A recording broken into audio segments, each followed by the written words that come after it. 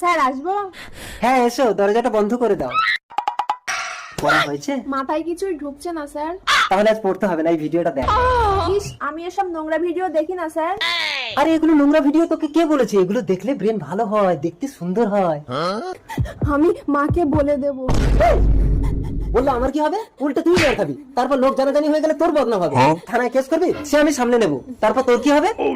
আজকাল সব মেয়েরাই তো এসব করছে, কিন্তু তোর মতো বোকামি করে এসব কাউকে বলে দেয় না। স্যার এত তাড়াতাড়ি চলে যাচ্ছেন, চা খাবেন না? কি হয়েছে রে তন্দ্রা, মা তুই কাঁদছিস কেন? কি সর্বনাশ হলো আমার। এই, কি হয়েছে? তোমরা মা মেয়ে কাঁদছো কেন? তুমি মেয়ের জন্য ঘরে মাস্টার রেখেছো, দেখো মেয়ের কি অবস্থা। তন্দ্রা, তন্দ্রা, তুই দরজা খোল।